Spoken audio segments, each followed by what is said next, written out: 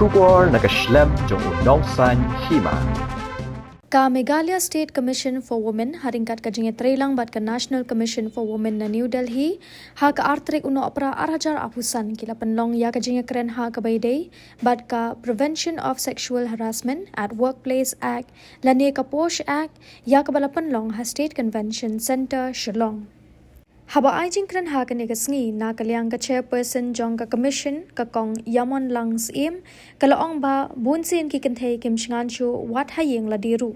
Da ka bapin kan mau ya ka way ka kentien ka baong from the womb to the tomb. Ka bamut nadu nakpo hadu hajing tep. Shuh kalaong baki Kynthei bunsin kim Shngaiñ wat hasaudong saukun ka yeng la diru kamtam ki balasha banben halaki jong ki kurum. Kalaong ru baki Shynrang ki debane Bynta hakum kini ki judging yalang knang ban sngo tho bha shapang ki kendon jong kani ka ak.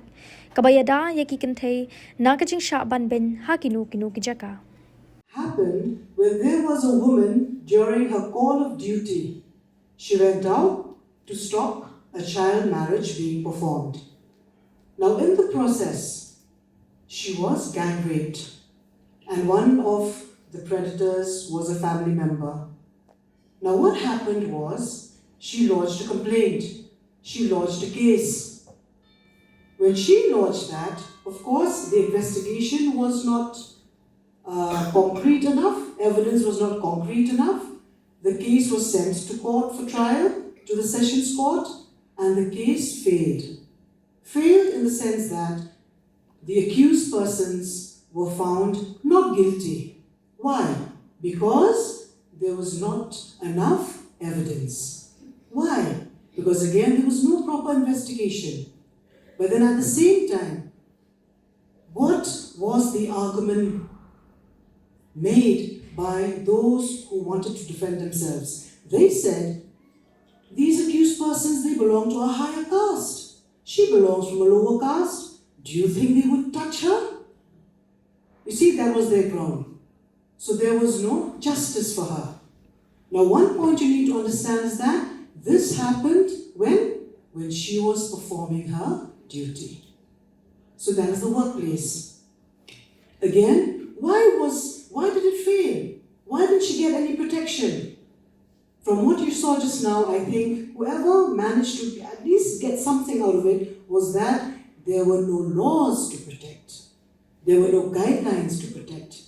But then as women, we know that women together, they can stand and fight, which is why we have the case being led by different organizations, as what you saw just now, fight against this, because there was no law, we had the Vishaka guidelines. Any further delay, I should start, and I would prefer to move around. Workplace Prevention, Prohibition and Redressal Act 2013.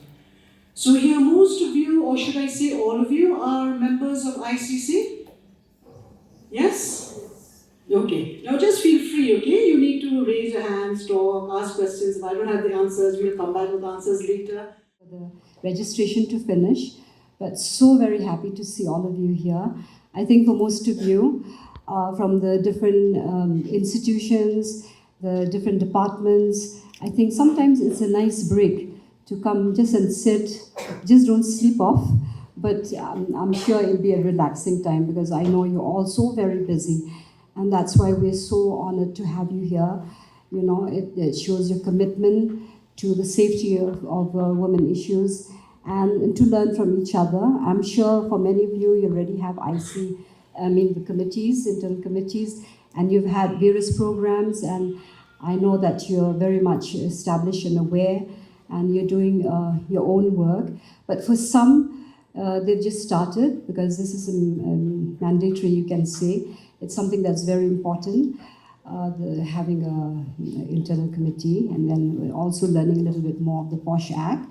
So we're very fortunate to have to lobby for that kind of action, in the sense that if a woman has to go to an unsafe place, is she protected? What are the protection? What are the protective measures? How do we deal with that? You have already, some of you already experienced many cases of some kind of abuse in the workplace. you know what it is to have somebody send you a lewd kind of joke, you know. I mean, and the men would say, sorry, with due respect to the males over here, like, it's nothing, come on, it's just a joke, you know.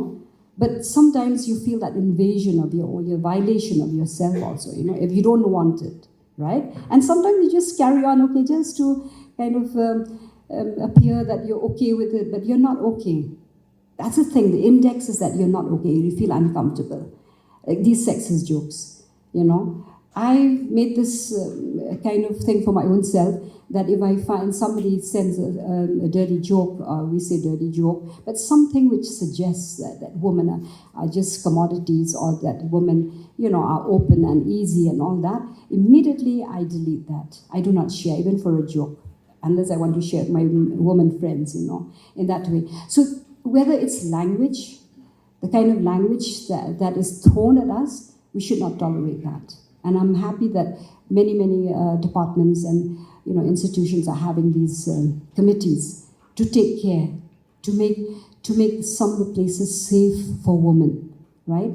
And with that, I'm not going to go further, but I just wanted to say that. The last is, of course, just to mention, we're so happy that we have our legal representatives who will be talking about the POSH Act. That's why I didn't want to go there. But can we keep in mind one thing, that even when we talk about the laws, we talk about any laws, right? Laws are there as a response, right? It's a response to something that is not right. These are fences, these are protective measures, policies, and so on. But then we have to keep in mind that laws, they are to be understood in terms of they're associated, they're attached to these things like our culture, health, mental health, our value systems, you know, education, to our policing, our force, right? It's not in silo. We have to understand that in that context, because if one fails, then the other, there will always be vulnerabilities in the other. So we need to understand that in that perspective, and I hope that we'll have a very fruitful time. I mean, to stimulate our minds and our thoughts, and also something to take back with you when you go back to your own committees and to your own workspaces. And we just hope that you'll have the insight, the enabling power. You can say, I don't believe in empowerment, it's more enabling. And also to be sensitive, and also to speak to your male colleagues, talk about them, have these conversations. It's important. So that the spaces where you inhabit, whether it's at home or in the street, in the workplace, in the institutions and departments that you work, and for your children, because when you establish those places as being safe, you will also protect the children who will inhabit those places. For sparing the time, because you have a lot of expertise in that. Joy and all the members from Paya is their member secretary she's an assistant commissioner from the Commission of Disabilities. And I know most of you are very experienced people, and we have a lot of insight. I hope we can have, I think when member secretary, maybe when she winds up, maybe you can invite a few concurrents here. Because there are certain issues and there are certain circumstances where we need to have a little bit of insight, and I'm sure that we will pull in. And you're always welcome to visit the commission, so that we feel that we're working together in a very crucial thing, and in this case, women's safety in the workplace. I promise I'll try not to take too much of your time, but I just want to.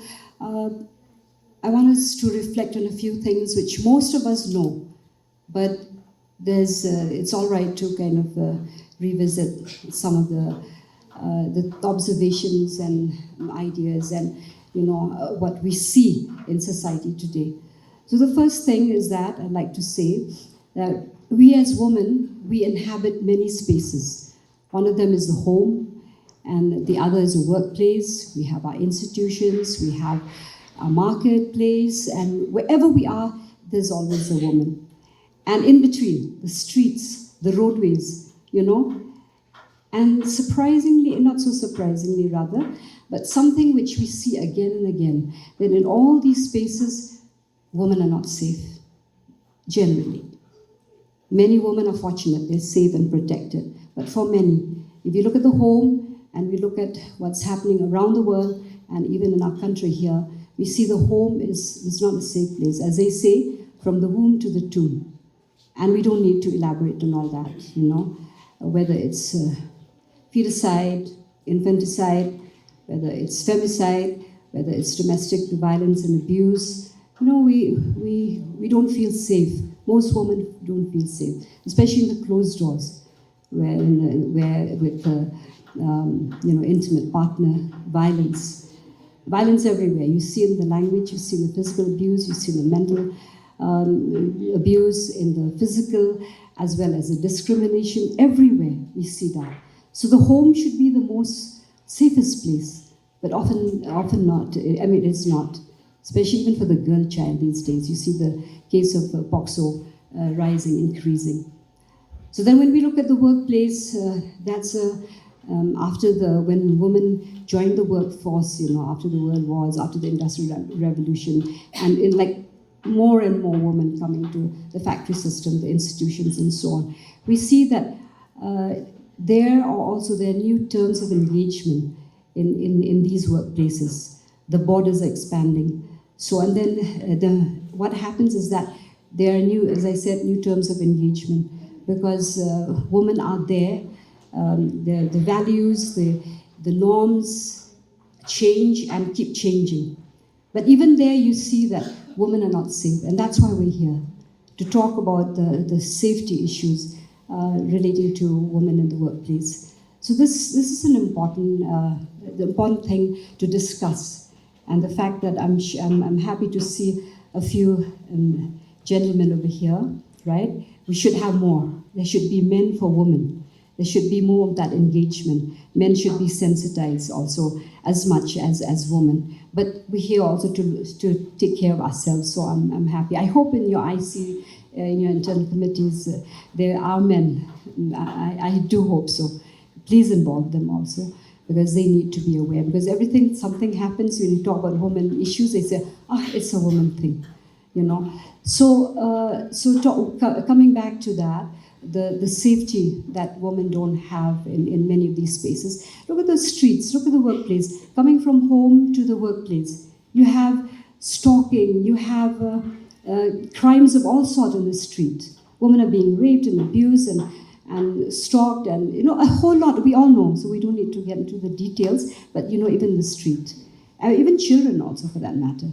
So then that means we have to interrogate something. One of them, and I just want to say only two things actually. One is to reflect on culture. When we see, and especially with social media, it's in your face. So what we see here basically is we're living in a culture of violence. We see the messaging in our entertainment, the very graphic movies. Now it looks like really bloody, actually. And not only that, we see the abuse of women. You look at entertainment, the fact, the commodification of women. Everywhere you see it's nuanced into the culture. There's violence. Violence in the language, sexist comments, and violence, violence everywhere, actually. You see that there, of course, when we go further, we can look at the patriarchal values, of course, in most of the rest of the world. But even in matrilineal, we see the principle of patriarchy in matrilineal. We see in the language, Khat Arbor. Why are we saying all this? What are we trying to? I mean, we should get into that kind of mode to interrogate our own cultures, the norms, the values, the systems in place. Look at caste, look at class. There's inequality everywhere, and wherever there is inequality and hierarchical thinking, there'll be that positions of control, subordinates and superiors, and so on. And whenever those conditions are there, there's always room for violence, because people will break the rules all the time. It's kind of an inbuilt kind of thing, So we need to interrogate that. We don't have time to really get into that. I wish we have more time to look into these wider implications of why we're here, you know. So that is one, when we look at the culture. And then, is it caste, gender, all of that is woven into that. So I think we should be more mindful when we look at our culture. What is happening? What are we feeding our kids? The socialization process. What are we teaching our kids? Do we teach them to respect their siblings, girl, boy, you know? Are we teaching them culture in the way? I have hope for the new parents, you know, the new upcoming parents, because they are aware, they're mindful. But I think a little less of the mobile phone, because a lot of violence come through the messages that come through that. And I believe in some countries they're trying to bring no mobile phones, no internet, till the age of 16. I think we should also move for that if we want to preserve our kids. But at the same time, we should be technologically savvy so that we also can inhabit and get into those virtual realities, the way our kids are in danger. So again, the messages that come from culture is very grim, because there's more of violence.